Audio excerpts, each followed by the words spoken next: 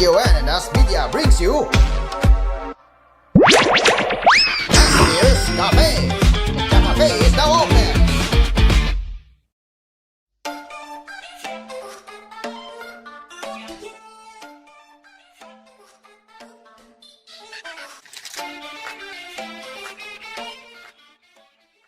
Hello, everyone. Good day and welcome to Asphere's Cafe. Today is Wednesday, January 14, 2026, and yes, we are back with another episode of Asphere's Cafe. So, how are you all doing so far?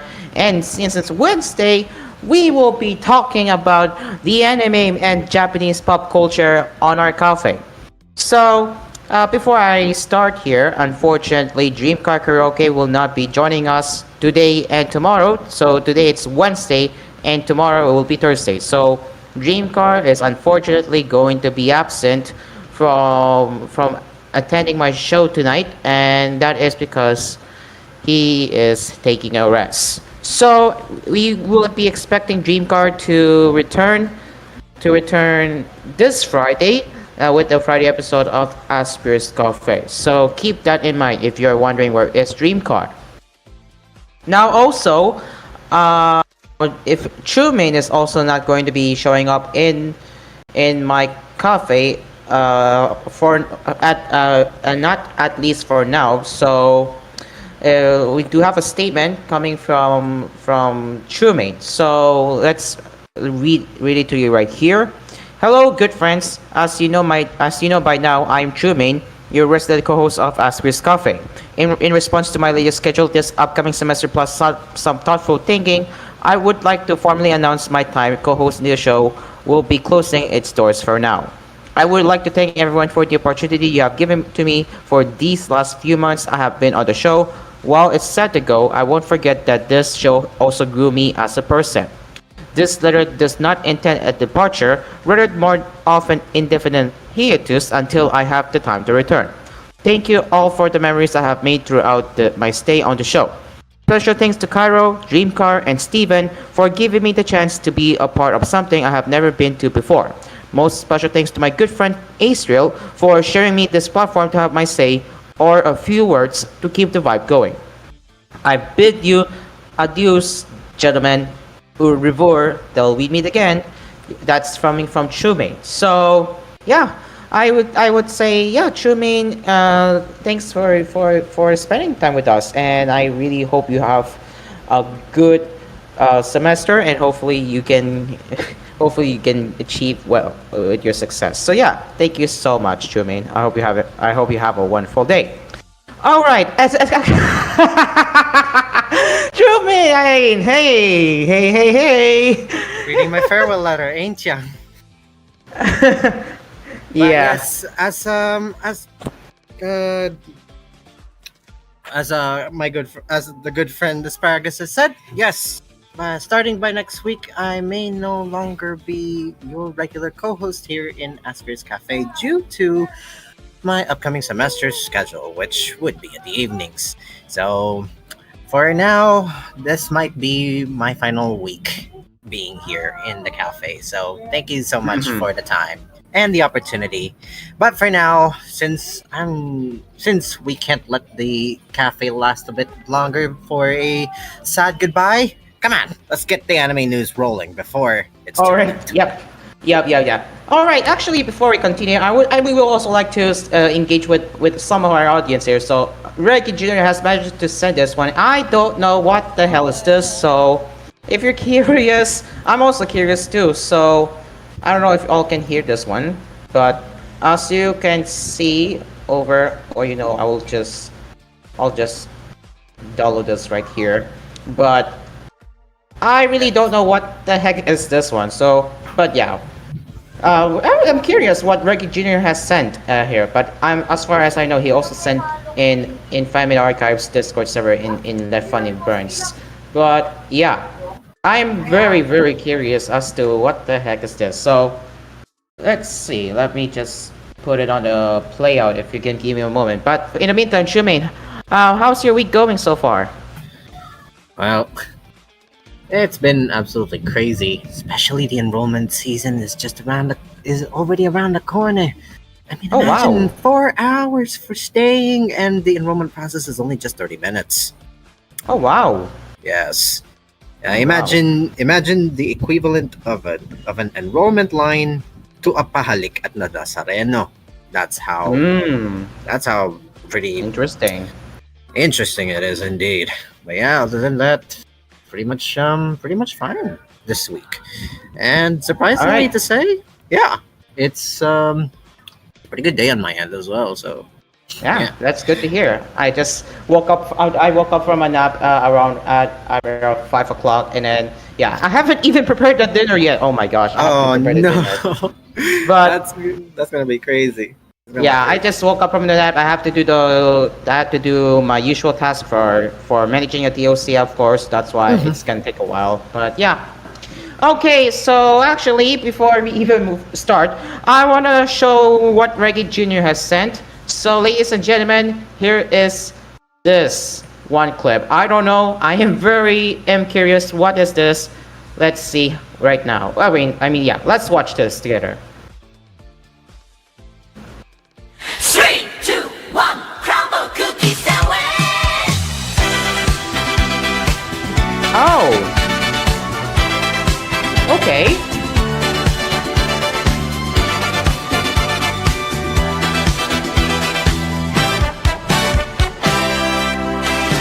Let's go. It's time for crumble cookie sandwich. Cookie sandwich. Sandwich. It's time for crumble cookie sandwich. For 20 pesos only. It's time for crumble cookie sandwich. Cookie sandwich. Cookie sandwich.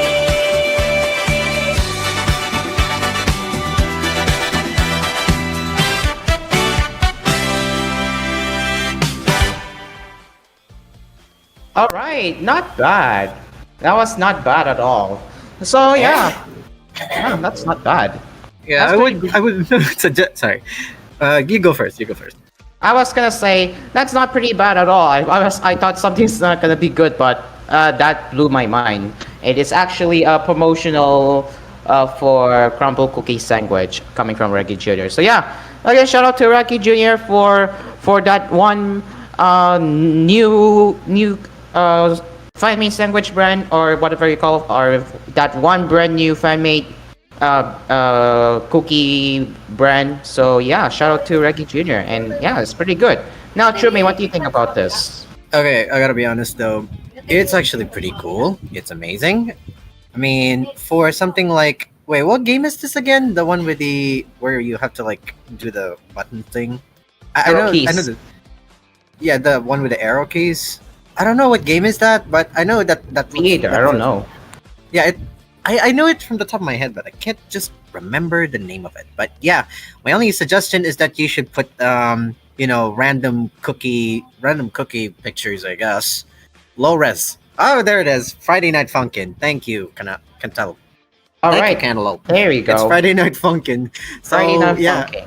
if I could, Gotcha. I could suggest to Reggie Jr. of something. Maybe add some low res pictures of cookies. That Oh would make it a yes. meme. That would Oh make it a yes. full on meme because you get low res quality of cookies from Chips Ahoy all the way down to that bakery that you buy for like 10 or 20 pesos. Oh yeah. That will be good for Reggie Jr. to add a low quality sandwich just to fit with the recording. Am I right, Trumi? Mm-hmm. Indeed, indeed. Oh, mm-hmm. Okay, well, we have our first topic to discuss about, and that is Oshinoko Season 3. And well, High Dive has finally joined the party in acquiring the rights to the third season of Oshinoko. Yup, after Crunchyroll, it's now High Dive's turn. And that is quite surprising because knowing the first two seasons of High Dive, knowing the first two seasons of Oshinoko, High Dive was the exclusive simulcaster of this set anime, and now with this third season, Crunchyroll and High Dive are both simulcasting the series. So, The screen share window is still loading. Oh, there we go. It finally loaded. And if we go over to my, if we go head over to the TOC machine right here, and if we enlarge my screen share that you're seeing right here. Yep, as I was saying, there it is. This is coming from Anime Corner and is an exclusive news article that you will not get to see on other anime news sites. So let's read it to you right here. So anime streaming service HIDIVE announced today that it will stream Oshinoko Season 3, which adapts Aka Akasaka and Mango Yokoyari's best-selling manga of the same name. And yes, as I have said it a while ago, HIDIVE streamed the first 2 seasons of Oshinoko exclusive to this platform. At the time of the series debut in April of 2023, oh, that's almost 3 years, Oshinoko was the #1 series launched in HIDIVE streaming history and quickly rose to the #1 ranked series on my anime list. Season 3 will premiere January 14 at 9 a.m. Central Standard Time as part of HIDIVE's Winter 2026 simulcast season and will be available to subscribers in both the US and Canada as well as in locations including the UK, England, Australia, and New Zealand. So, yes, in fact, that is today. Additional details on the remaining episode schedule will be released soon. So, there you have it. So, yeah, it's. I mean, I'm quite shocked. If I'm gonna be honest, because normally HIDIVE would have rights first to Oshinoko, but things turned around with this season. So, Shumain, we know that Crunchyroll took dibs on season 3. Now HIDIVE has joined the same. What do you think? Because we understand that both platforms are simulcasting Oshinoko's season 3. Well, if it's a simulcast, then that means we only have one thing to expect.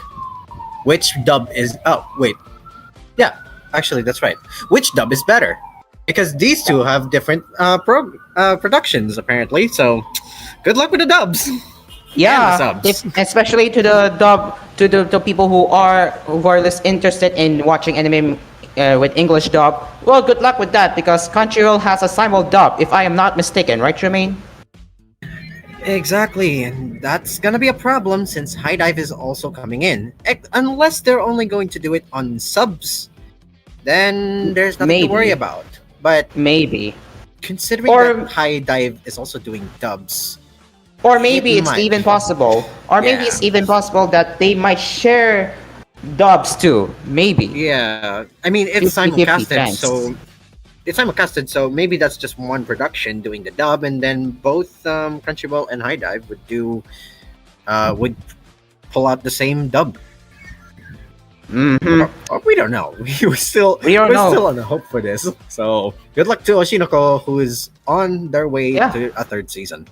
Yeah, good luck with that. And again, the details on HIDIVE's acquisition of Crunchyroll Season 3 is scarce, especially on how is it going to simulcast dubs, knowing that Crunchyroll is interested in doing the dubs on the same day when the anime is out. So it will be very curious for HIDIVE to see if they will just take the dub directly from Crunchyroll and put it on the platform. We don't know. We will see how that goes. But either way, all I can say is that Crunchyroll was the first to acquire the 3rd season of Oshinoko, unlike HIDIVE, which acquired the first 2 seasons first. And now here we are, HIDIVE being the last. So yeah, it's pretty shocking to see in this event, after all. Am I right, Tremaine? Apparently, yes. Okay, so let's move on to our next one, and that is Konosuba Season 4. Tremaine, have you heard this? Have you heard of this news? Finally! Yes. One of my favorite shows are back again. Konosuba has its 4th season coming up. And this is coming from Anime Corner. Konosuba, God's blessing on this wonderful world. Season 4 TV anime was officially announced today or January 13th.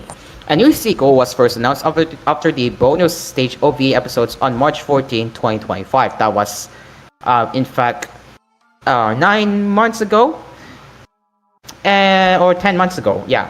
Today's announcement, or yesterday's announcement, was made during a special program for the anime's 10th anniversary, which was attended by the 4 main cast members. And you have one of the voice actors that are notable, especially Ri Takahashi, playing as Megumin. So, aside from Megumin, you also have the other main characters right here, and that is Jun Fukushima, playing as Kazuma Sato, Sora Amamiya, playing as Aqua, and Ai Kayano as Darkness. And also, and aside from the 4th season, Konosuba will have its new original audio drama. They will have an 10th anniversary soundbox. I wonder what are they gonna have for, and most likely it'll just be a full of soundtrack. Double release of new novels on February 28, 2026. Revival streaming of past radio episodes. Oh wow! And I mean this will be good for those who have listened to Konosuba radio episodes in the past. So it's good that they're doing a live streaming on replaying one of the past Konosuba radio episodes, or or more like a reaction. I don't know. We'll see. But yeah, aside from the first 4, we also have the 10th anniversary series event that is taking place this July 26th, 10th anniversary exhibition in fall 2026, and finally, a brand new official Konosuba game with an original story coming to PC and mobile in 2026. So that is all of the announcements that Konosuba Anime Project has announced, aside from the major announcement that is the 4th season of Konosuba. So, True Main, and what are your thoughts on that? It's in the comment section already, so yeah. Let me see in the comments right here. Oh, Burishigo. It's actually pronounced as Burishingu. Right. That's Aqua from Konosuba. But yes, it's pretty surprising that they're back again for another season. This time for more wacky adventures and much more fourth wall references. These guys are gonna have another round. I mean, come on. Yup. We already got the lame yet cool guy who's Kazuma, and then we got also Sora who actually is known for another role, which I'm not gonna be saying, playing as Aqua. We also got the famed Ri Takahashi playing as Megumin, the exploration girl, and finally we got Ai Kayano as Darkness, known as what's her name again? I can't seem to keep on putting it. La Latina. There it is. Right. And before we move on, we will be sharing some fun facts to those who are new to Konosuba, or if they want to recap who produced Konosuba. So yeah. So Studio Dan produced the first 2 seasons of the set anime, while Studio Drive took over for the 2023 Megumin Focus spin-off, and that is by the name Konosuba, an explosion on this wonderful world, focusing entirely on the character Megumin and the 3rd season of the main anime. JD Staff was responsible for the 2019 anime movie Konosuba God's Blessing on this wonderful world, Legend of Crimson. So these are the fun facts you need to know of what Konosuba has done in the past. So yeah. And honestly, I haven't even started watching Konosuba. I did kind of start watching, but I haven't not finished it yet. So maybe it's a good time for me to start catching up on Konosuba. So yeah, it's gonna be exciting. Yeah, I will. Yeah. Yeah, I will. Okay, so we also have. Let's see what else we have here. We are going to be talking about Ave Mujika, and yes, it is part of the Bang Dream, and yes, they will have an upcoming movie of Ave Mujika. So as you can see, it is titled as Bang Dream Ave Mujika Prima Aurora. So what is in the trailer exactly is If we it's the video still loading, but if I have to guess, it might be a recap of the anime series, or maybe even it has something to do, or maybe it even has something to do with it. But as you are seeing in this one teaser right here, you can see this is showing the visual right here, and that reveals the movie title. And if you look on the left, yeah, that is the teaser visual right here. So, if I have to guess, what will be for the Prima Aurora? There could be two things: a new original story, or it can be a recap movie. It's either one of the two possible things. And as a fan of Ave Mujica, as myself, I'm excited because I listened to one of their songs, but I haven't watched anime yet. I haven't watched their anime yet, but Ave Mujica music is so bass, and I am telling you right now, please go listen while you're at it because Ave Mujica is one of the bass anime rock band right now. But yeah, that is the details that you need to know about the Ave Mujica Prima Aurora. Aside from that, they only reveal a teaser visual, but again, we can take some guesses right now. So Trumin, if what can you guess about this upcoming Ave Mujica movie? Do you think it's going to be a new original story, or will it be a recap of the anime series? As I'm not really familiar with Abe Mushika, but I really have a belief that this might either be a recap or an original story based on one of the characters. So Right. it it could either be about the studio album, the visualization similar towards to when Meiji Matsumoto and a particular act called Daft Punk. They are known for their dance music. Made a visual a visual a visualizer film called the Interstellar 45, the story of the secret star system, and it's only just the Discovery album of Daft Punk played in full, but with the animation coming from originally concepted by both Daft Punk and Meiji Matsumoto. So having Ave Mujica having their own film, this would probably either be an origin story, a visualizer for their first studio album, or another recap.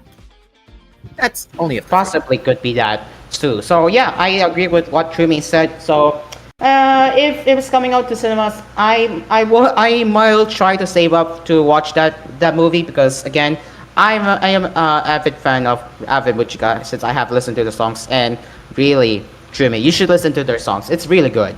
It's really good. You should listen. It's really full of rock. All right, I will. Yeah, you should listen to Avid Mujica. It's so good. I mean, I've been like tuning into it to bands like Hitori One OK Rock, and even as far as guys like Bumpa Chicken and Radwimp. So yeah, I might have a listen to them. All right.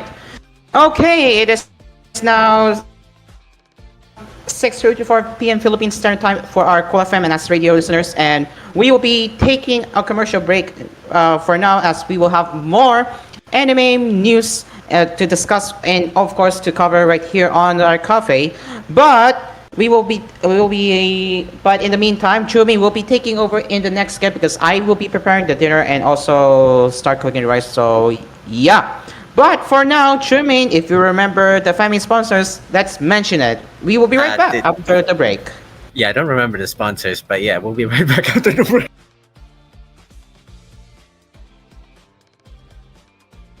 And apparently, our sponsors we have is Delson, Asphere Appliances, Street Cars Pizza, Kapidoy Coffee, Centron Simplus, Melody Mart, and the newest addition from Melody Mart Corporation, Always Grocery. We will be right back after the break. Stay along with us. We will be right back. Don't go away.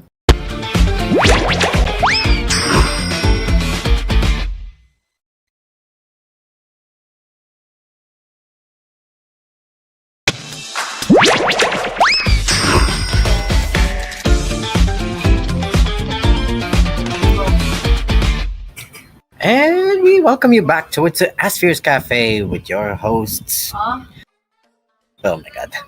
With your hosts Asparagus and Jermaine. Unfortunately, Asparagus is not here with us since he's already cooking up his dinner, so I'll be taking over from here.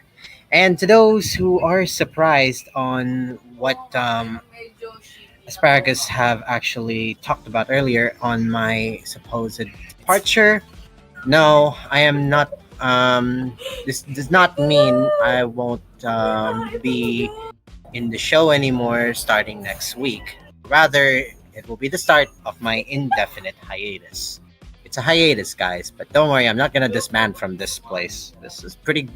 This this platform had been a really kind place for me, so I'd like to thank you all, all of you listeners who had been throughout my journey since I first started here in Asphere's Cafe, from taking over temporarily for Cairo during the Thursdays, all the way towards to my random pop-ups during some of the episodes of Asphere's Cafe.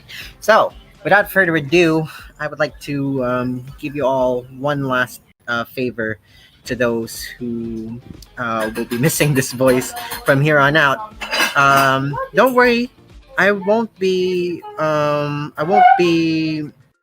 detaching myself from Asphere's Cafe. Let's be clear. I'm just gonna be having this long-term rest until the semester ends, and then once that's over, I'll be officially back. Call it as a vacation. You can call it as a hiatus. You can call it as like a short departure from the company. But no, I'm not detaching myself. Not because of personal issues, not because of money or anything. So don't get confused, guys. So yeah, it'll be similar towards to another departed host from an earlier host's case, but for me, it's more because of the inevitability of school catching up. So we gotta keep up with them. So without further ado, to those who are watching, it's already 7:08 in the evening, and as always, to those who are driving and listening to us, please mind yourselves on the road. Ensure that your ID won't get confiscated by those pesky guys who light you up if you violated a traffic light that you really just passed through and it's still green, and then they assume you're beating the red light. So keep your eyes on the road, guys, but you can listen and tune on towards the Asphere's Cafe. But for now, let's enough about the safetyness. Let's go towards the rowdiness of everything that you've missed here on Asphere's Cafe. Let's start off by our biggest male fantasy, Muse revealing their 2026 anime lineup, guys. Ladies and gentlemen, here we have the 2026 winter lineup all up for the charge. Unfortunately, because we don't have any best character of the week, because apparently the poll had stopped only up until December. So the one that we reported last week is apparently the last one for the season. So until then, there would be no best characters of the week. So for now, let's go ahead and focus on towards the lineups. So Muse just announced their upcoming winter 2026 lineup, featuring anticipated new titles and much awaited sequels. From high-stakes battle and magical journeys to romantic and comedic tales, this very season offers something for fans across Asia, whether you're a longtime fan or just discovering these worlds. Up first, we got Frieren Beyond Journey's End, who is gonna have their season 2. So, if you're still living under a rock, yes, it's animated by Madhouse. Yes, it's adventure and fantasy. Yes, it's a manga source. So, the synopsis comes up as the story continues as the long-lived elf mage Frieren, along with Fern and Stark, carries on her journey to explore the meaning of life, time, and memories. In this next chapter of their travels, what new encounters and experiences await them on the path ahead? We're not gonna play the teaser for y'all, guys, because you already know by now, or we'll get copyrighted. So let's get out of the way and keep on going from here. Playing deck games to put food on the table, which its genre is suspenseful mysteries and combat. It is animated by Studio Dean, and the source is from a light novel. For those who are living under a rock for this, known as players, girls take on games of life and death. Wearing themed outfits, they perform in a stage called Death Game. To earn the prize money, survival is their only option. Even the best of the best can die at any second. Ooh, this sounds like Squid Game, guys. This is anime. This is Squid Game anime, but don't expect Squid Game to be like this. There are no stakes here. It's just best of the best die. Now, going on to the next one, we got the Otherworld's books depend on the bean counter. Where surprisingly, it's isekai and it's BL. And to those who are unfamiliar with BL, it's boys love. It's animated by the same guys on playing dead games on the food table, and the source is also a light novel. Synopsis considers as it's transported to the kingdom of the Romanai by mistake, salaryman Seiichiro Kondo can't leave his workaholic habits behind. Even in another world, he finds his calling in the royal palace's accounting department. However, when a magical supplement leaves him fighting for his life due to zero mana resistance, he is forced into a survival-based intimacy with Aresh, the Ice Prince of the Third Night Order. What kind of sparks will fly between the tireless accountant and the frozen commander? So, to those who are assuming, what's this gonna be? Don't expect. If you love BL, this might be for you. Moving on to reincarnated as a dragon hatchling, where, of course, from the title itself, the genre is a reincarnation, fantasy, and adventure. As long as there's a word reincarnation on it, you will already expect that this is immediately a fantasy, an adventure, a reincarnation, an isekai, for God's sake. So the studio behind it is Felix Film in Gakuru, and the source is from a light novel. The synopsis is transported to... wait a minute. It's just the same thing. Okay, this might be a mistake, so yeah. Let's move on to the next one. Easygoing territory defense by the optimistic lord. Production magic turns a nameless village into the strongest fortified city. So the genre is pretty much obvious. It's banished from a party and the magic combat. And the one behind it is Nas. And the source is from a light novel, with the synopsis being: born as the fourth son of a noble house, Van was once celebrated as a child prodigy with a bright future ahead. This changed at age 8 when he was granted production magic, a power considered worthless in his world. Believe that? You were given a very worthless magic? Does that remind you of The Giver? Now, cast out by his father and banished to a desolate frontier, Van must now rely on his supposed useless magic to rebuild the poor village from the ground up. Can he turn his exile into a story of triumph? So, that's what you got, guys. So next up, we got Towards from Pasone and Hayabusa Film, with a genre of combat and harem, Chain Soldier Season 2. To those who are waiting for this, get your hopes up, because Yuki Wakura, a high school boy seeking a stage to prove his worth, has awakened his power as a slave through the ability of Kyoza Uzen, the commander of the 7th Squad. Together, they successfully defeated the Unihorn. Really? Unihorn? Anyway, the sworn enemy, maybe Unihorn, but yeah, never mind. The sworn enemy of Kyoka's hometown, finally fulfilling her long-held desire for revenge. However, behind the scenes, a formidable new threat known as the 8 Thunder Gods has already begun to move within Matto. Interesting. Next up, we got Scum of the Brave, who behind it is the guys behind Comic and Communicate, which is Studio OLM. With the genre of sci-fi combat, it takes place in the middle of the 21st century, where Tokyo's underworld is ruled by mafia who underwent other enhancement surgeries and transform into demon kings. Reminds you of a particular series, maybe Jujutsu Kaisen, perhaps? Or maybe not. Those who hunt and kill these demon kings for bounty money are what people call the Braves.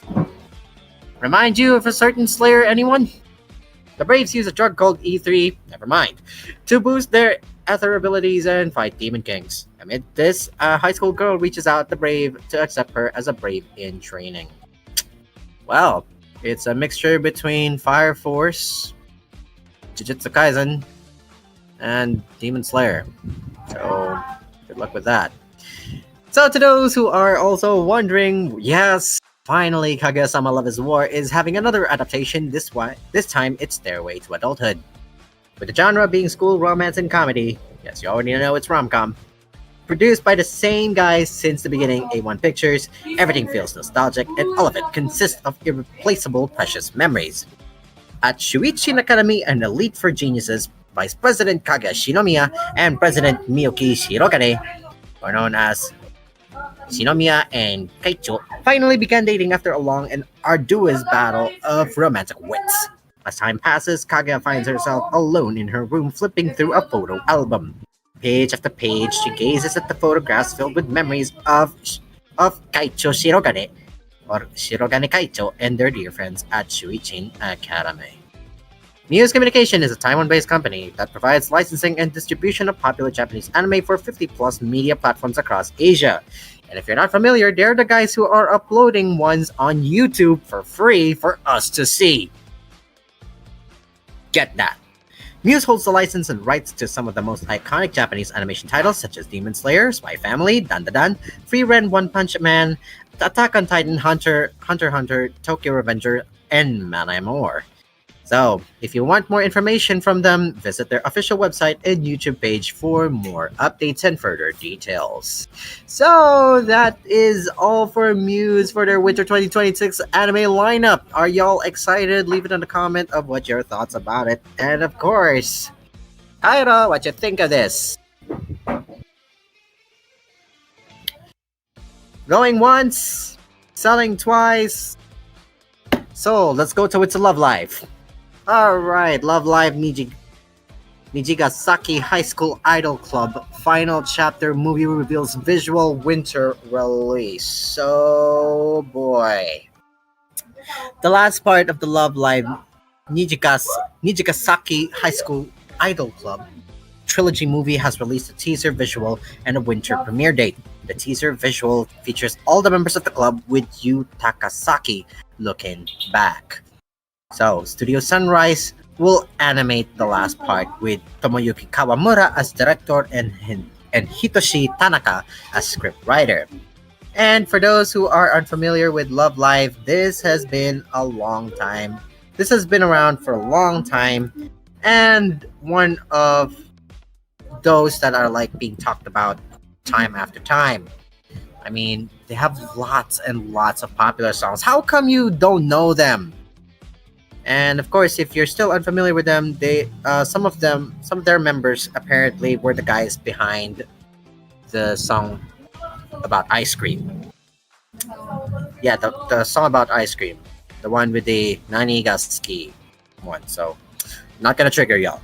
Anyway, moving on to words. For the cast members, we got Hinaki Yano as Yu Takasaki, Agari Onishi as Ayumu Uehara, Akari Kito as Kanata Konoe, Chimei Tanaka as Rina Tenoji, Kaori Maeda as Shizuku Osaka, Maria Sashide as Emma Verte, Mayu Sakura as Kasumi Nakas, Miyu Kubota as Karin Asaka, Natsumi Murakami as Ai Miyashita, Koko Hayashi as Setsuna Yuki, Moeka Koizumi as Shioriko Mifune, Akina Homoto as Lanju Shong, and finally Shuichida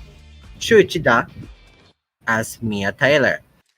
Love Live Nijigasaki High School Idol Club is a spin-off project of the Love Live franchise. The first season began all the way back in October 2020, while the second aired in April 2022, with an OVA premiering in June 2023. Studio Sunrise was in charge of all the productions of that involves the Love Live Nijigasaki High School Idol Club anime. The first part premiered in Japan on September 6, 2024, while the second part of the trilogy was released in November 7, 2025. Part 2 is also set to open this coming January 21 in SM Cinemas in the Philippines. So to those who are tuning in to It's a Love Live, book your tickets now before they're gone. Or, your college schedules will take over you. So Crunchyroll is streaming the first and second seasons of Love Live Nijigasaki School Idol Club anime and describes it as Nijigasaki High School is known for their diverse subjects and the freedom to keep the students. Second-year student Yu Takasaki has been turned to the charms of the school idols. So she knocks on the door of the school idol club with her friend Ayumu Uehara. Sometimes friends, sometimes rivals, the members of the club each contribute their own thoughts and motivations to the group. So, what are your thoughts about this? Leave it in the comments below. And what do you think is about to happen towards the future of this school club? Well, we'll never know until those who've watched it will spoil it for us. I don't know what's gonna be next for the future of Love Live, but this must be the closing of the doors for one of their spin-offs. So, speaking of favorites, we have here one of my favorites, personal of mine at least. Attack on Titan creator Hajime Isayama says he no longer draws on a day-to-day basis in New Life Update. So, according to our boy here, comments from Attack on Titan creator at the Attack on Titan The Last Attack Revival Screenings launch event on January 9th revealed insight into his current working condition. He shared that he's no longer drawing on a daily basis, having poured everything out following the series' lengthy 11.5-year serialization. Accordingly to him, translated from Japanese and must have been properly uh, translated here. Many years have passed since the manga serialization and anime broadcast ended, but I'm currently not working. I've occasionally been asked to draw illustrations and sign autographs, and I've helped out with Kaji-san's Soyogi project, but I haven't been drawing on a daily basis. He continued, however, I am by no means living a self-indulgent life. I am busy every day. Please believe me on that. My daily life is far from the neat life I dreamed of during serialization. However, even if I weren't so busy now, I could write anything like Attack on Titan. If I try to write something, it would end up being a cutout of one of the elements I drew in Attack on Titan, pouring everything out until I was completely empty. I think my debut serialization was something like that. Kaji also shared that Isayama was doing well in a private visit last year. They've been working together on an anime adaptation of Kaji's Soyogi Fractal project, which commemorates Kaji's 20th anniversary in the industry. It debuted on January 9 on the Bisatsu Shonen magazine. Isayama was credited for the original manga drafts and co-wrote the story with Kaji, while Kai Noshigami is credited as the artist. Kodansha USA licensed Attack on Titan in English, describing the 35-volume series. A century ago, a grotesque giant known as Titans appeared and consumed all but a few thousand humans. The survivors took refuge behind giant walls. Today, the threat of the Titans is a distant memory, and a boy named Ereniega yearns to explore the world beyond Wall Maria. But wait, wasn't that supposed to be? Oh yeah, Wall Maria, because it's in the town of Shiganshina. Dang it! For being so long that I've not been gone from AOT, I already forgot about my waifu's birthday, and still I remember where it took place. Man, Attack on Titan, what's with you?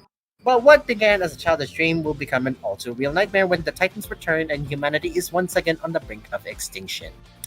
What are your thoughts about this? Leave it in the comments as always. And for those who are tuning in, guys, you already know what to do. Just put it on the comment section. And for now, let's go on ahead and continue on. But apparently, we already are out of updates for the January basis. So let's go back in time and take a look at a few that were missed out from either last week's or last December. So, going on towards to our special coverage over here, we got the Bittersweet, which is the popular Dangerous and In My Heart manga, to conclude with volume 14. Aww. To those who are tuning into Bokuyama, which is one of the most beautiful, heartfelt rom-com series out there, that has apparently had its own anime adaptation, Norio Sakurai's manga series, released on January 8th, according to its afterward, revealed that the manga series will end on its next volume. According to Sakurai, there's only a little time left of Ichikawa and Yamada's middle Life. Next volume will be the final. Please watch over the world until the very end. Akita Shoten has published Dangers in My Heart across various magazines since March 2018, as the series looks to cap off its successful serialization around 8 years post-debut. The first volume of the spin-off series centered on Kana Ichikawa, credited to Haika Nanasaka for the manga and Norio Sakurai for the original work. That was also released on January 8th. Seven Seas Entertainment publishes the Dangers in My Heart manga in English, describing the series as quirky courtship awaits in this comedy nominated for the 2020 Manga Taisho Award, and don't miss the anime. Kyotaro Ichikawa, a boy barely clinging to the bottom rung of his full social ladder, simply believes he's the tortured lead in some psychological thriller. Spends his days dreaming up ways to disrupt his classmates' peaceful lives and pining after Ana Yamada, the class idol. But Kyotaro's not nearly the troubled teen he pretended to be, and it turns out Ana's a bit odd herself. So, what do you think of the upcoming final volume? Might be sad, but what a journey for these guys. I mean, honestly, one of my friends recommended me this so heavily that I actually started reading it. And I hate to admit this on public television, but no, I haven't finished it. I'm really sorry. I'm only stuck on chapter 30. I'm only stuck on chapter 33. Please don't hate on me. So yes, now that the story is about to be over, what a ride for them, honestly. Even though I'm gonna miss them, oh well, I guess some things must come to an end. Speaking of which, we have another one that's about to end. That's actually reported way back on Christmas. Although I'm not really sure if Asparagus or even the previous episode um, was ever told about this, but nonetheless, we're gonna go ahead and continue. So, the many sides of voice actor radio manga will be concluding on its sixth volume. After a 5-year serialization, the manga adaptation of the many sides of voice actor radio will conclude on its sixth volume. The announcement came via Kadokawa's listing. Kadokawa will release the sixth and last volume this upcoming January 27th, which lands on a Tuesday. So, Omemi Makimoto illustrates the many sides of voice actor radio, or Seiyu Radio no Uraomote. Uraomote? Yeah, Uraomote. Manga. ASCII MediaWorks Dengeki Mao serialized the manga between March 2020 and July 2021, then again from December 2023 up to recent times. The Many Sides of Voice Actor Radio's source material is the light novel by Ko Nigatsu, who is the author, and Saba Mitsure, who is known for the illustrations. Animation Studio Connect, known for Strike the Blood, Slow Loop, and Oresuki, adapted the series into a 2024 TV anime that was premiered in the spring. So, to those who are still living under a rock about it, Yumiko Sato dreams about being a voice actor. Unlike most, she chases after what she wants. Her skills and voice have helped her land a few jobs. However, the success she envisioned is far away, and that poses a problem. Yumiko is underage, so she needs her mom's permission to work. If she doesn't reach her mom's version of success, she has to quit. So Yumiko crafts a sweet and bubbly persona to hide her gyaru ways and win over more fans. Yet success remains distant. However, one day Yumiko gets an opportunity that can help her reach her goals. She's offered a radio co-host job with a voice actress she looks up to, the high school age Yuhi Yugure. But when the two see each other and realize they're classmates who don't get along, things quickly sour. And to wrap things up to our other guys who are actually watching this show right now up until 7:30, I'm gonna go ahead and be quick on ya. Miko Ito, who is known to voice Miko Nakano in the Quintessential Quintuplets, had voiced Sato Yumiko, while Moe Toyota, who's known to voice Kanan Matsubara in Bang Dream, portrays Chika Watanabe or Yuhi Yukure. Crunchyroll streams the many sides of voice actor radio. What do you think of this? Leave it in the comments. And for those who are watching on the other channel, I would bid you adieu towards. I would bid you adieu on for today. And once again, I would like to thank you for watching. To those who are watching on that particular channel, thank you for for the many times, for the many memories that I've been here in Asphere's Cafe. Once more, I stay tuned for next week or the next day's episode of whatever's gonna be next. So this has been Asphere's Cafe to that channel. Asparagus is not here, but I'm gonna call him out for here. And Tremaine and Chuck is here to tell you all that the cafe is closed for that network. Thank you, and we'll see you tomorrow. Now, for those who are still tuning in up to now, yes, we have the cafe that will continue up to 8:30, so we'll get to continue our talk about this one.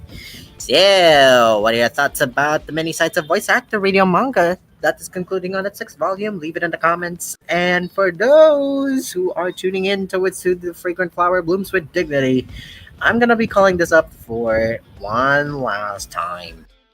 So, I'm gonna be sad that this is gonna be my last.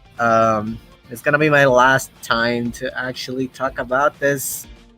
Well, not really like last time.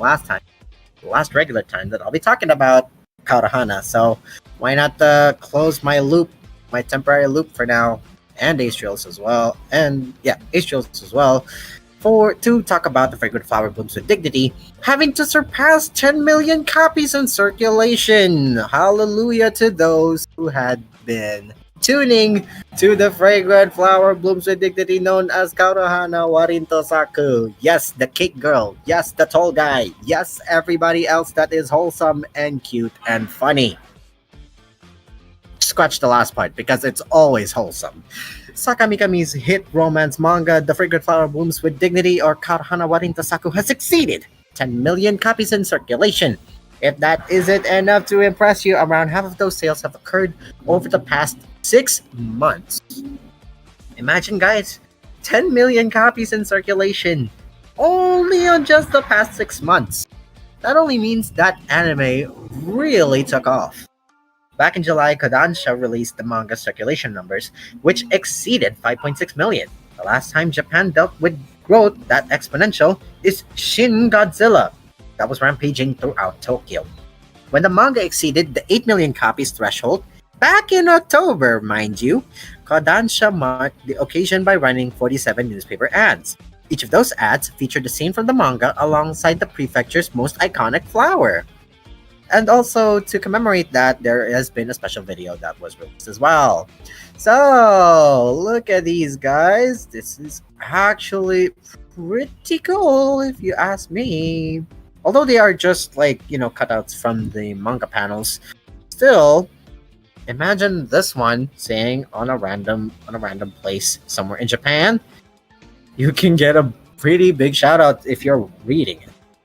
Wow, thanks a lot, Kodansha, for giving us this opportunity. And honestly, it's pretty cool. Look at that. I mean, we don't get other characters besides Rintaro and Karuko. But hey, who would say no towards the small girl and tall guy? Anyone? Going once? Going twice? So let's go ahead and continue this report. This time around, Kodansha and Kaurahana Warinto Saku invited fans to share appreciation messages via social media. Some of those messages had been displayed towards the Shinjuku Unicavision. An additional promotional video is also aired on Umeda Hep Front Vision that time. So, for those who are still living under a rock, Karuhana Warinto Saku is written and illustrated by Saka Mikami. Kodansha's magazine Pocket, both website and app, has serialized the manga ever since October 2021. The publisher has compiled the manga into 21 tankobon volumes.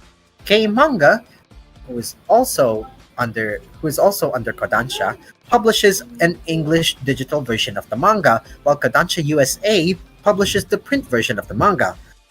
Cloverworks produced the TV anime adaptation of the series.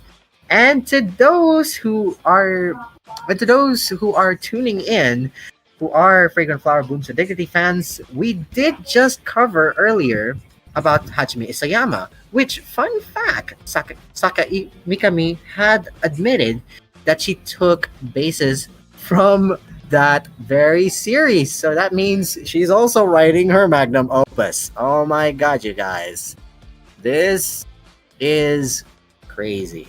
Because if Saka Mikami had written a series about not having a bad ending, because she got way too sad about the ending of Attack on Titan, what more can she write after this? Maybe she can no longer write anymore after this one ends. Now that the Fragrant Flower Blooms with Dignity is unfortunately coming to an end within the next 2 years, what could be next for the future of this manga? And surprisingly, towards those who have been tuning in towards the manga, spoiler ahead for those who haven't, it's already on its way to its final arc.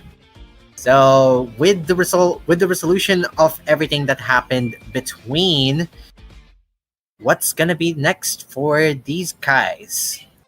I don't know at this point, but for those who are still tuning in towards it, you know what's gonna happen tonight. So to those who are also Karohana fans who are in that one particular Discord server, Wagari Wednesdays is coming up towards to you later at 10:45 p.m. in Philippine Standard Time. So, without further ado, let's go ahead and move on towards to our next lineup of news. Unless Cairo, aka Asparagus, is already here. Dude, are you already with us or are you still cooking?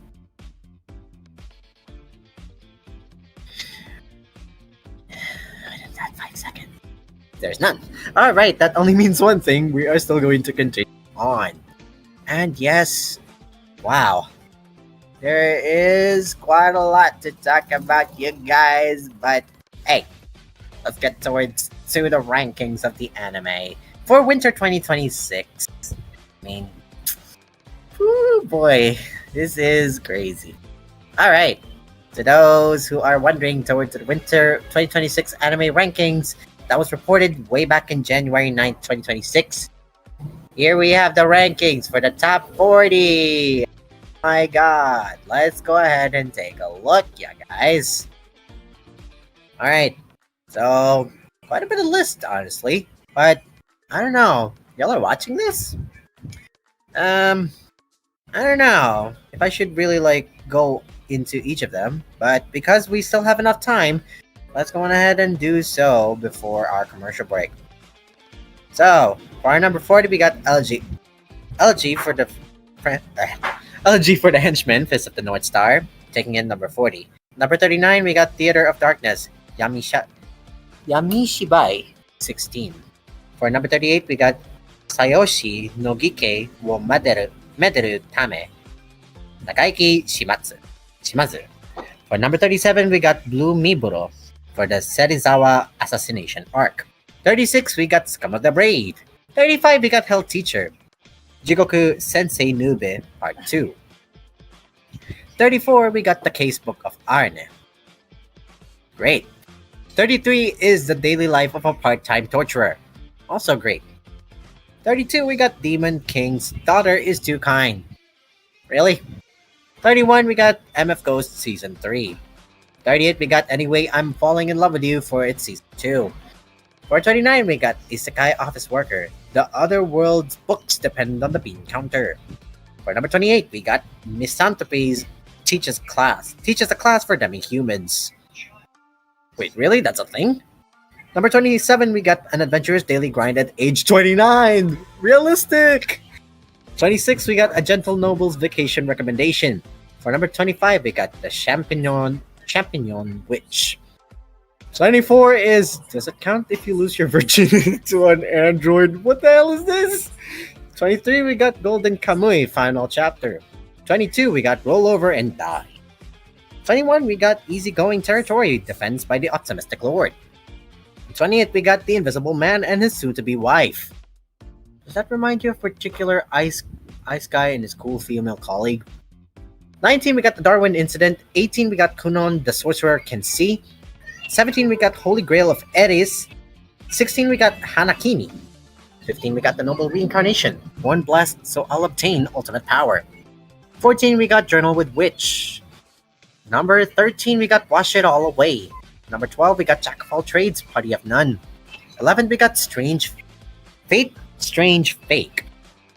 Number 10, we got Shiba Yugi, playing dead games to put food on the table.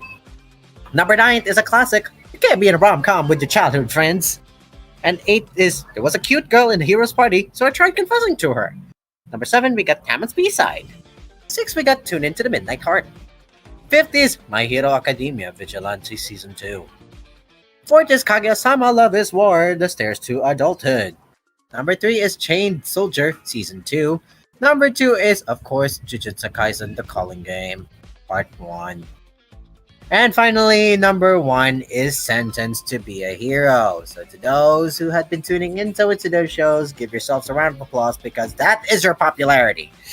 Oh my god, you guys. What are your thoughts about this? Leave it in the comment section below. Wow, honestly, that's pretty cool. Okay, moving on towards, let's look back and see more of these guys. Okay, so, moving on towards. So, since, Kaira did talk about Oshinoko, let's talk about Oshinoko for another time again. So, looking back towards, the series had released looking back video showcasing all the theme songs. So, for a new promotional video on Monday, they released all of the series theme songs from season 1 all the way to season 3. Oh my god, what is going on? They're bound to happen that the 3rd season will begin tonight. Preview of the first episode had already been revealed last Wednesday. And to those who had been wondering what are the title of those songs, so we got Idol by Yoasobi for the season 1 opening, Mephisto by Queen Bee for its ending on season 1. For the season 2s, we got Fatal by Gem for its opening, Burning by Hitsuji Bungaku for the ending. For season 3's opening and closing, we got Test Me by Chanmina and Serenade by Natori, respectively. Studio Doga Kobo is animating the series with Daisuke Hiramaki as director. The first season of the anime swept the Anime Quarter's seasonal rankings since spring 2023, and the second season was also voted most anticipated anime of summer 2024. Crunchyroll will be streaming Oshinoko Season 3, and they describe it as follows. It's been 6 months since Pop Into was released. Thanks to Memcho's hard work, B. Komachi is about to get a major break. Aqua is a multi-talented entertainer, and Nakane's career as a talented actress is going smoothly. Meanwhile, Kana lost the cheerfulness she once had to track down the truth behind Ai and Goro's deaths. Ruby keeps rising in the entertainment world. So, it's gonna be mysterious now that the 3rd season is about to come up, and a new promotional video that involves all of the songs that was used for the anime had also been released. What are your thoughts about this? And what are you looking forward towards Oshinoko on its 3rd season? Leave it in the comments, and it's now 7:44. Going back towards the Cairo. Cairo, are you already here? Yep. Apparently, I called it too soon. But yeah, the rice is already prepared. But my sister just finished. Buying the food downstairs. So yeah, I have yet to prepare the dinner soon, and we will be cooking some vegetables for dinner later, along with egg. Ooh. Ooh, that's actually delicious. All right, that's all for my end. Back to you, Cairo. Yep. Thank you very much. Chumain, it is now 7:45 p.m. Philippine Standard Time, and later in the last gap, I will be talking about the anime that I just watched, and that is, that one girl, that demon lord who quickly fell in love with that girl. Yep, I actually watched the first episode, and oh my god, there is a lot to talk about. So to those who are wondering what even it is, it's called There Was a Cute Girl in a Hero's Party. So I tried confessing to her. Yep, that is what I'll be talking about later in our cafe. So don't go anywhere. We will be right back. Oh my gosh, the first episode, well, it's really crazy. Yeah, stay along with us. We'll be right back. Don't go away.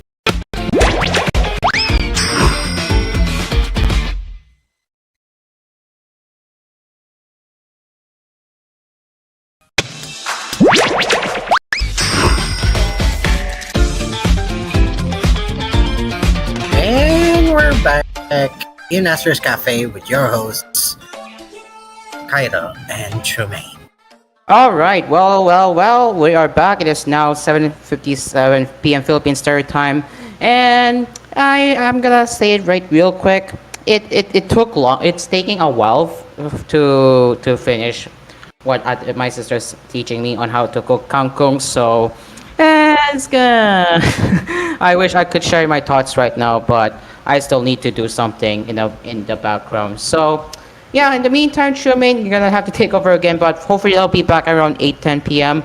and then I can share my thoughts on what do I think about that one anime that is called There Was a Cute Girl in the Hero's Party. Oh my gosh. I really need to bring that up later. And the first episode is you will be shocked. I'll explain later, but I still have to prepare what my sister's teaching me. So if you can excuse me for a bit. But yeah, Shumain, in the meantime, you can discuss anything about anime in the meantime. I'll be right back. So, Chet, let's start again for another tier. Alright, since we're still talking about anime, we do have to talk about another bit of news as of this time.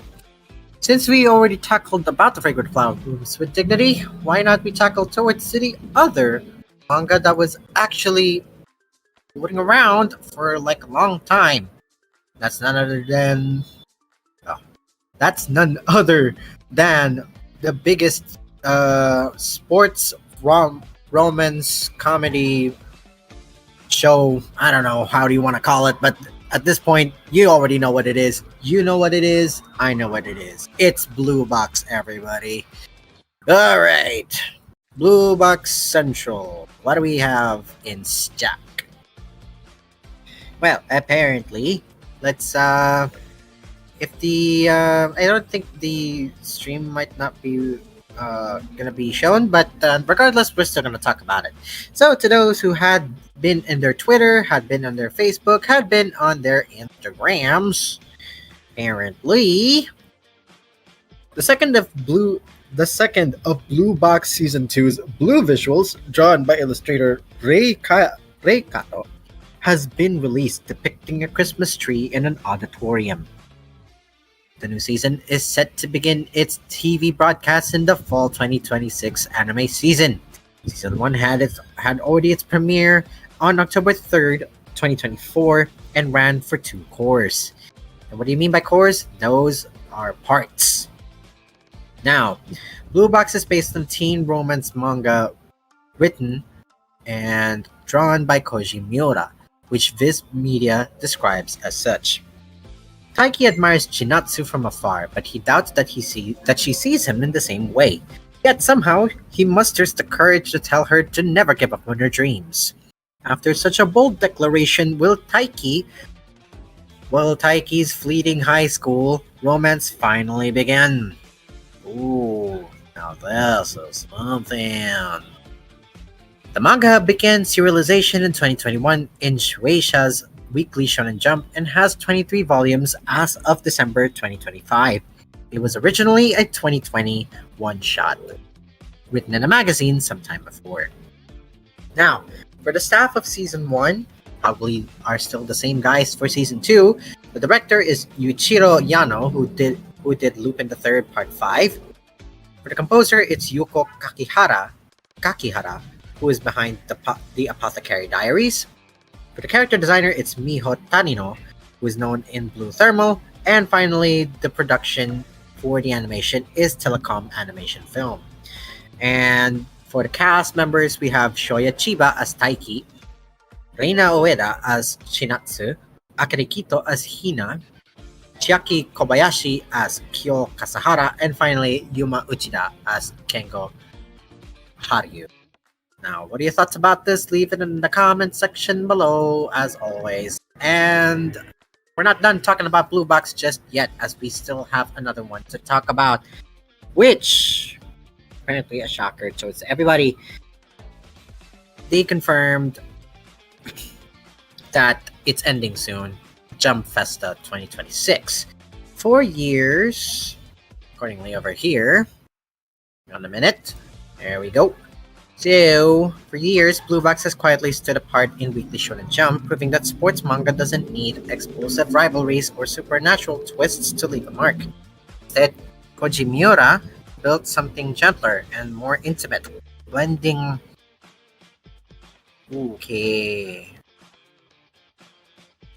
Blending athletic ambition with emotional honesty in a way few modern series attempt.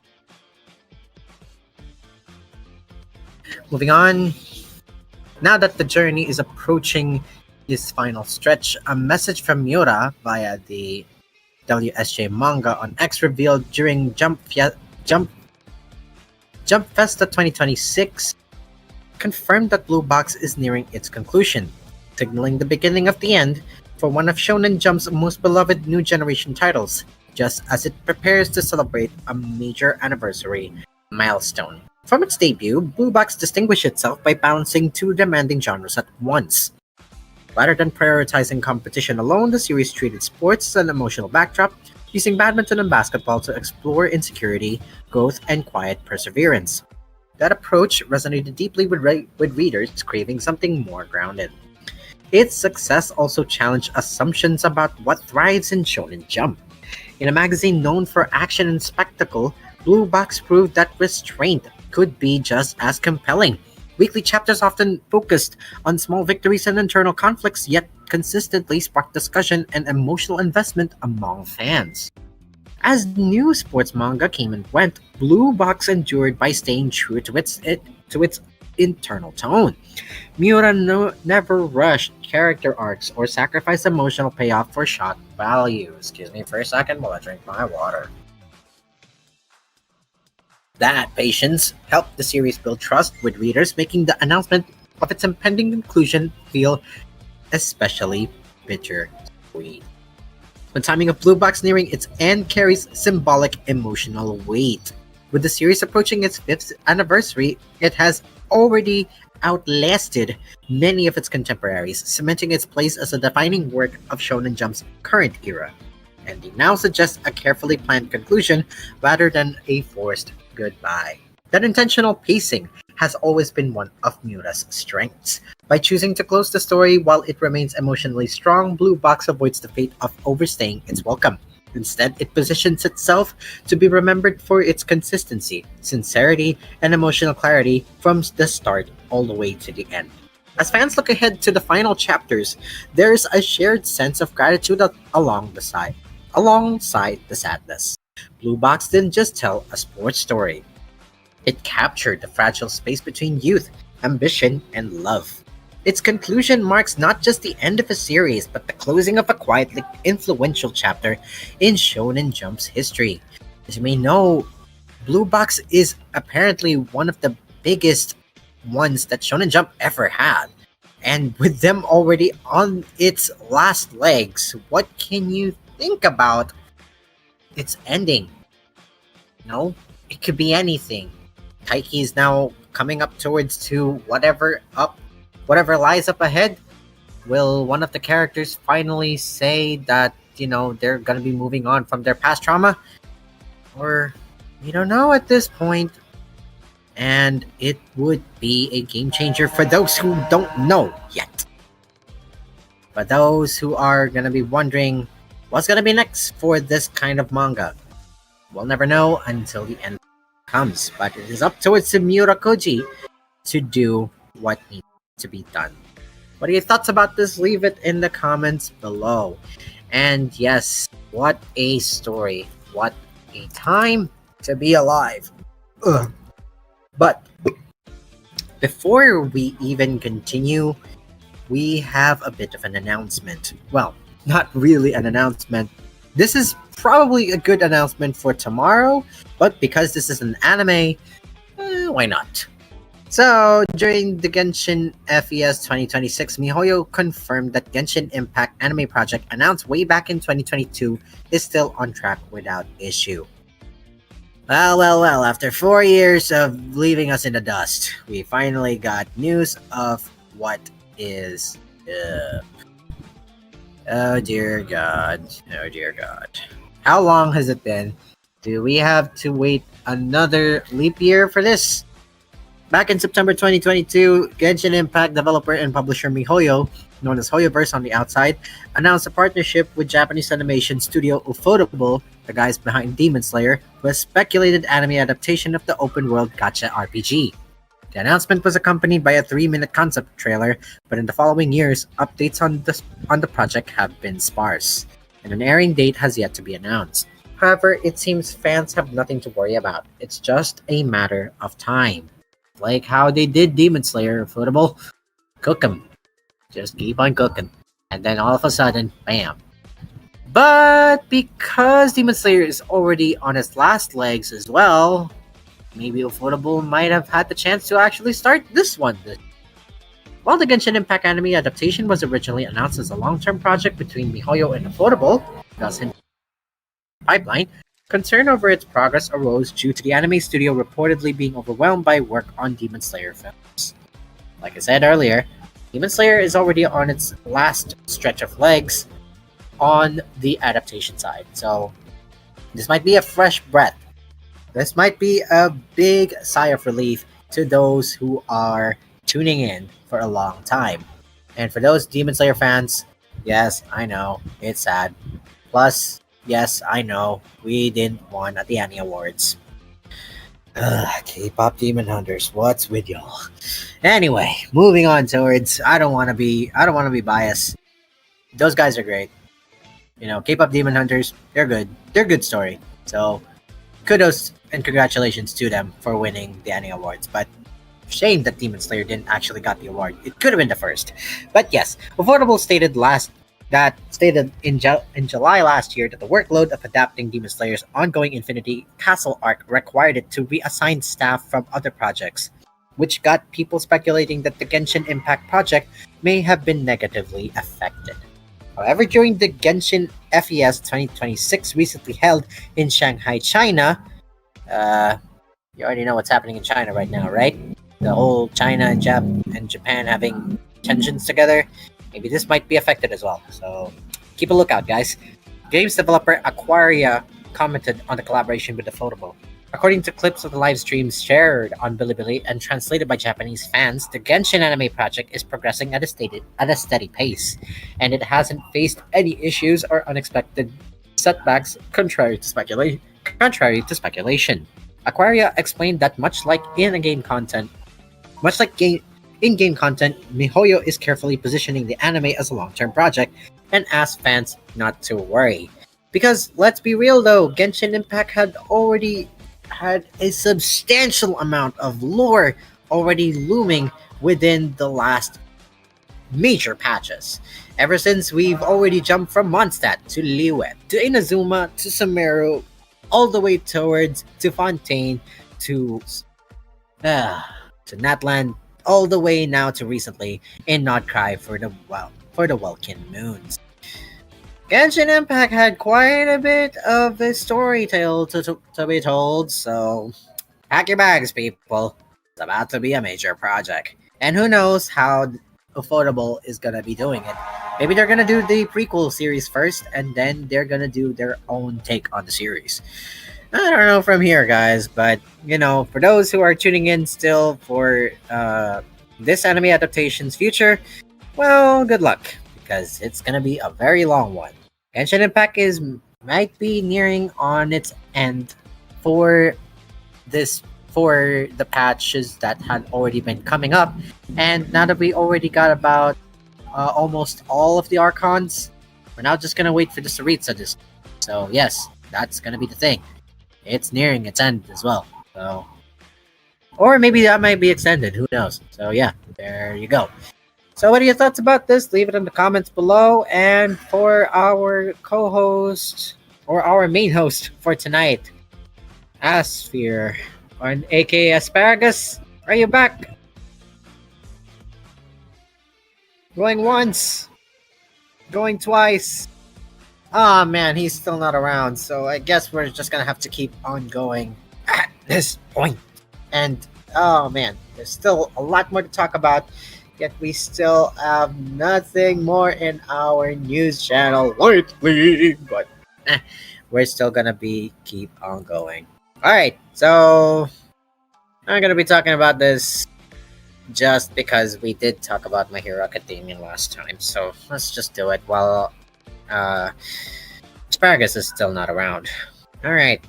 So on January 12th, anime journalist Yumiko Watanabe shared her October interview with Bones film producer Yoshihiro Oyabu, who discussed the internal system at Bones and Bones Film and gave advice for people hoping to enter production. Notably, Oyabu revealed that Bones Film has an anime scheduled to debut in 2029. 2029? What? Really? For this 3 years? It's gonna take 3 years, man. Are you sure that's gonna be your long-term project? Alright, he shared this when discussing the challenges for people wanting to get involved in anime production in the future. Development times for new anime are increasing for reasons including work style reforms, including reducing hours, and increases in the production quality of titles, Oyabu says, before adding, the time from the planning stage to an actual anime is also completely different from the past. Previously, it took 1 year for pre-production and 1 year for actual production, totaling 2 years for production and broadcast. But now the production period has lengthened to about 4 years. Directors and other key staff members are also busy, and some of them can't be asked to work for several years. Among the projects currently being worked at Bones Film, there is even one scheduled to air in 2029. Well, it's a great interview for getting an insight into how Bones progresses staff from production assistants to producers. Oyabu also shares that Bones' production line mostly operate as independent studios, with each with its own separate accounting. Oh boy, my voice is getting older. Let them know the anime with the first release window that you've heard of. They've heard, accordingly, numerous 2027 anime, but nothing for 2028. Well, that's gonna be something for the future, but what are your thoughts about this? Leave it in the comments below. And still, is Asparagus already here? Oh my god, it's still he's still not here. So I guess we have no choice, but we're gonna be talking about what he was supposed to be talking about, and that is none other than there was a cute girl in the hero's party, so I tried confessing to her. So to those who are living under a rock, it is a Japanese light novel series written by Suise and illustrated by Lana. Wait. Oh. Maybe a different Suise. Not the Suisse we know. You know the one that we know. If you know, you know. Anyway. It originally began serialization on the web publishing platform Shosetsuka Minaro in July 2013 before Futabasha published 3 volumes under its Monster Bunko imprint between October 2014 to August 2015. And a manga adaptation illustrated by Kairi began serialization on Futabasha's Gao Monster service in January 2021 and has been compiled into 13 volumes as of December of last year. An anime television series adaptation produced by Gecko had premiered just this month, 2026. So, to those who are living under a rock, the series follows Yoki, a man killed in a traffic accident who finds himself reincarnated as a demon in another world. Not wanting to become a demon lord, he works as a subordinate at the demon castle. One day, a hero's party invades the castle and attacks. However, he finds the party's priestess, Cecilia, cute and falls in love with her. He confesses his feelings to her, which initially horrifies her, leading to her immediately rejecting him. However, as time goes on, she decided to give him a chance, which paves the way to an unusual pairing or relationship between the two. So, to those who are wondering who voiced who, we got Koi Amasaki who voiced Yoki, initially an awkward young man who was killed in a car accident, before being reincarnated as a demon who works under the Demon Lord. He is in love with Cecilia and gets flustered when he is around her. Next up, we got Cecilia, who's voiced by none other than the honorable mention, the veteran the girl, the one and only Kana Hanazawa. And if you already know who Kana Hanazawa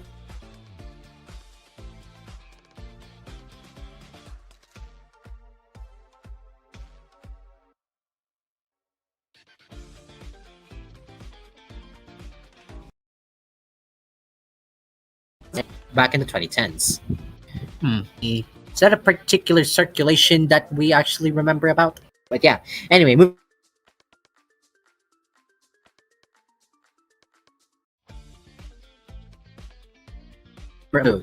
horrified by Yoki's sudden confession, she initially rejects him, finding him creepy and invasive. However, she soon decides to give him a chance and ends up forming a genuine bond with him. She's the target of many other men's affection as well, which constantly enrages Yoki, though she always stays loyal to him even if she's not sure if she actually reciprocates his feelings. Oh my god, what is with this? Is this the manga version of Lucifer from DC Comics?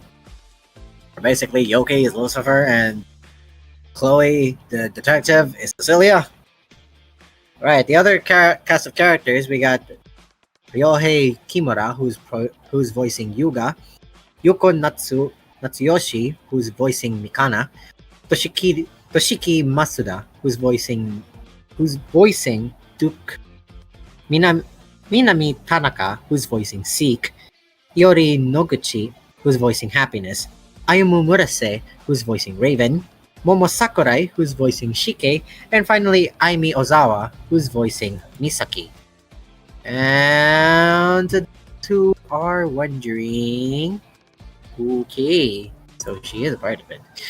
Alright, so yeah, for the light novel, it is written by Suisei, no, a different Suisei, not the Hoshimachi Suisei, not that Suisei. The series originally began serialization on the web publishing platform Shisetsuka Minaru on July 17, 2013. Tabasha later picking up the series for publication under their Monster Bunko imprint, releasing 3 volumes between October 2014 and August 2015. And the volume 1 being released on October 30th, March 30th, 2015 for the second volume, and August 29th for the last volume of the same year as the second volume. A manga adaptation has been illustrated by Kairi, began on Futabasha's Cao Monster Service on January 25th, 2021. The first tankable volume was released June 30th of the same year. 13 volumes had been released as of December of last year. As you can see, we already have about 13 volumes of this. Is this popularity even gonna get any better? Well, here's what's gonna make it even more better. An anime television series adaptation was announced on July 4th, 2025. Produced by Gekko and directed by Tomonori Mine, with Yasutaka Yamamoto serving as chief director, Yuki Sugawara handling series composition, Mina Osawa designing the characters, and Satoru Saki and Tanaka composing the music. It premiered on January 6, 2026 on Tokyo MX and other networks. Opening theme song for it is Lavish, performed by Yoshino, and the ending theme song is Kimi Koryaku Game, or Capturing New Game, performed by Hiyori Omiya. Special ending theme song is Yes Summer Love, was performed by Iori Noguchi, Momo Sakurai, and Aimi Ozawa, known as Happiness, Shike, and Misaki, respectively. Crunchyroll is currently streaming the series, with MediaLink licensing the series in Southeast Asia for streaming on Anyone Asia's YouTube channel. So for those who are wondering, where can I even watch this?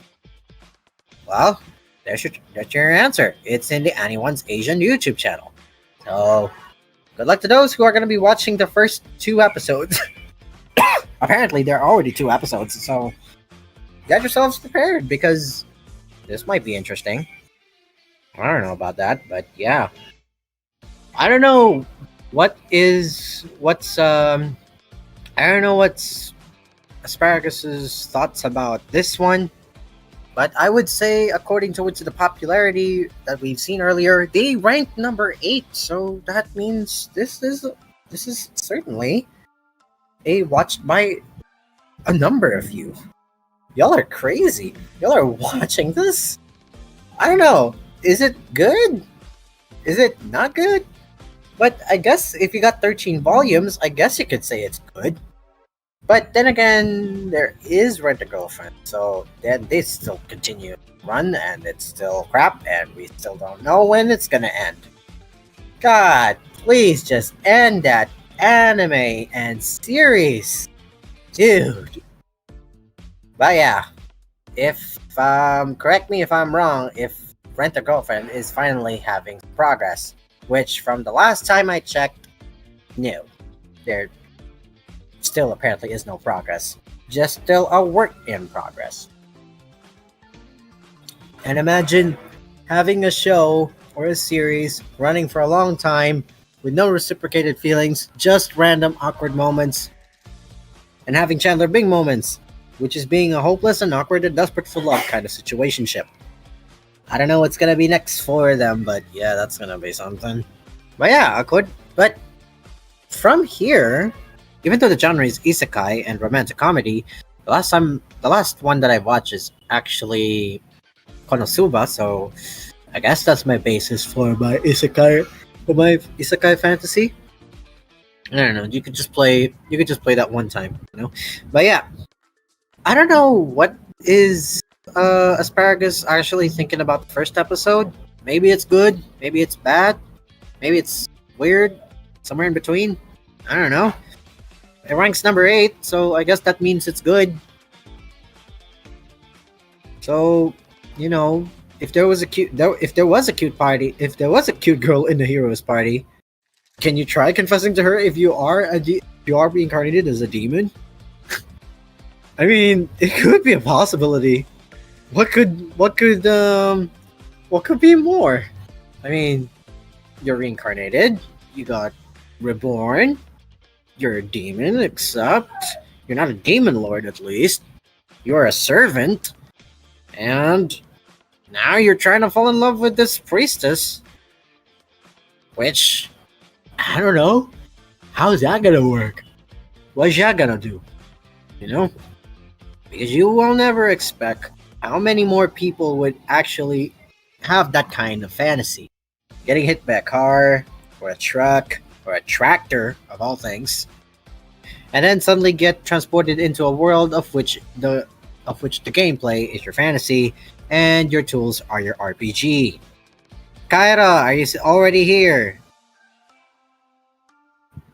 Still no answer, then that means we're still continuing on towards, even though we only got about 5 minutes left before Asphere's Cafe will draw to another close. 6 if you're starting from 8:24. But yes, what are your thoughts about the series? Leave it in the comments.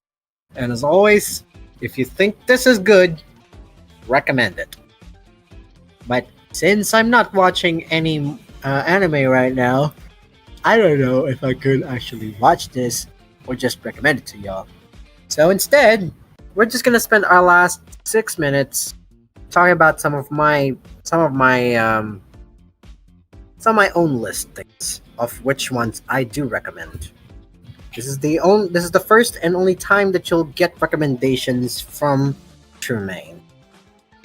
And apparently, if you are still wondering what do I watch, it's a lot of old stuff. So, old stuff. But yeah, the ones that I do recommend, like highly recommend. Well, this is gonna be a bit. Well, this one involves old and new, but the shows I've officially watched that are from Japan are as follows. I recommend Attack on Titan, Horimiya, Konosuba, Chasing Master Takagi-san, Your Lie in April if you want to get emotional damage, Violet Evergarden, Komi Can Communicate, Quintessential Quintuplets, Kaguya-sama Love is War, My Dress Up Darling, Akabe Sailor Uniform. Don't even try to think about it. You're just kids. Aharon-san is Indecipherable. Midori no Hibi, that's actually an old one. You should actually try that. Bocchi the Rock, Fragrant Flower Blooms with Dignity. Those are the animes. And for the movies that I would recommend y'all watching, if you want to feel my way of thinking, I got Your Name, Wuthering with You, another Violet Evergarden, two of the Violet Evergarden movies, the Eternity, and the Autumn Memory Doll, and the other one, which is Violet Evergarden the movie. She and Her Cat, Their Viewing Standpoints, which is actually a short film, but is actually from Makoto Shinkai. So you better try watch that 1999 short film because that one's actually pretty good. Because it's voiced by none other than the guy himself, and then there's a girl who actually voiced the girl. So yeah, there's that. And Suzume no Toshimari, Makia, When the Promised Flower Blooms. And yeah, that's all from my recommendations for my movies. Notice how there's a lot of Makoto Shinkai films? That's because I am a fan of Makoto Shinkai films. What can you expect? It's good. I mean, it's a little repetitive at this point, but it works. They made the formula work, so I guess there's that. Alright, so for the mangas that I've grown to like, yes, you already know by now, it's Attack on Titan, Quintessential Quintuplets, Komi Can Communicate, Spy Family, and Futari no Renai Shoka. That's actually a pretty good one. Dangers in My Heart, Blue Box, Fragrant Flower, Blooms for Dignity. Those are all my recommendations for the mangas. And yes, if you're probably wondering, are those even like the latest ones? Actually, no. Some of them are the latest ones, but some of them are like already finished. So if you've already read them, well, congratulations. You just reached where you're probably thinking of. So yeah, if you have any more thoughts about this one, I don't know what else to actually think about now that I've given you my recommendations of what anime series, film, and manga have I recommended to you before I say... Oh, now you're talking about there was a cute girl in the Hero's Party so trying to convince her. Wow, you're talking about holy Yeah, I was waiting for you the whole time to the point that... I am back now, and the food is ready. Now, when I give my quick thoughts on the episode 1, it is what I was expecting in the title. It is definitely living up to its hype. Not that hype though. It was definitely living up to the title, especially that the one that I just saw the first episode. It was quite expected, really. Oh, that's just great. Oh, right? Man. Crazy. Like a protagonist quickly fell in love. Oh my gosh. Crazy, right? Yeah, it's just really crazy. I mean, like, seriously though, you're reincarnated as a demon, and then all of a sudden you fell in love with a girl. Yeah, you fell in love with a priestess. They could just douse you with holy water anytime. My gosh. Like, how did this happen out of nowhere? Dang. Okay, Like- rate it from 1 to 10. I mean, what can you rate? I would say for the effort, at least there is some effort, but it's not as good as the high tier anime, so I'm gonna give it a 6 out of 10 for the first episode. Okay.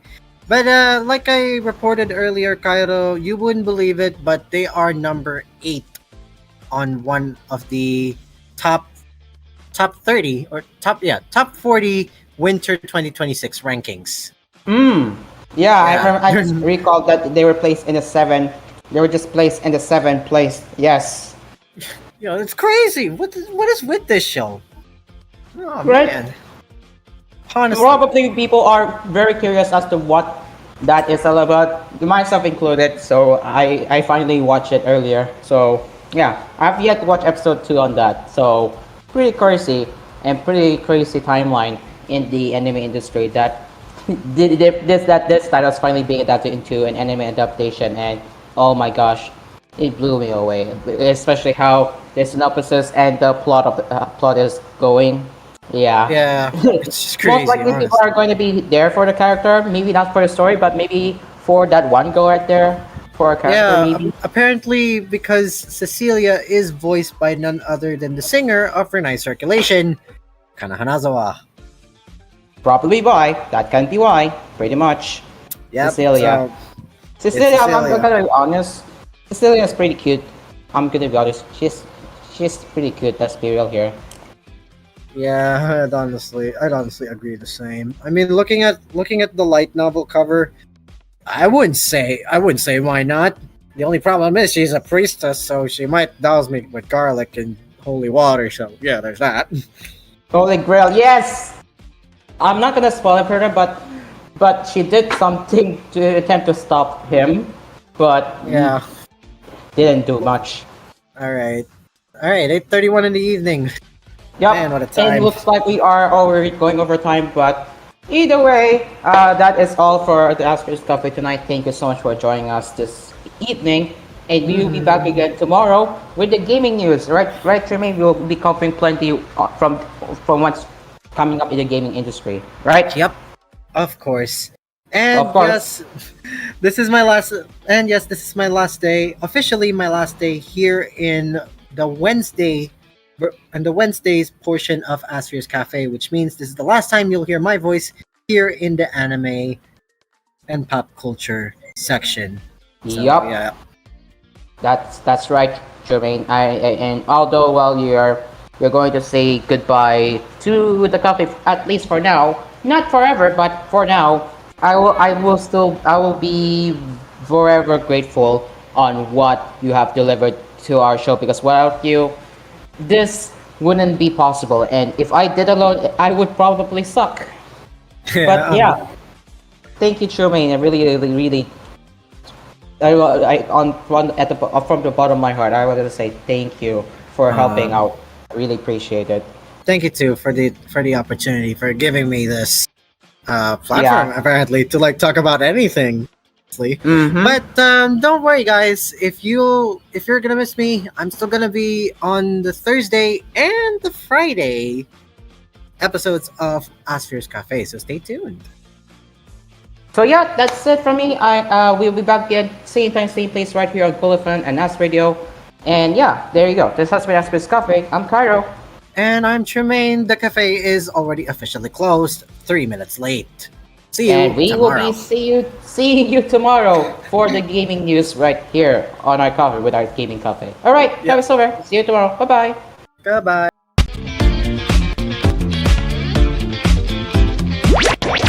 Aspers Cafe Oh man, my is espresso is more than a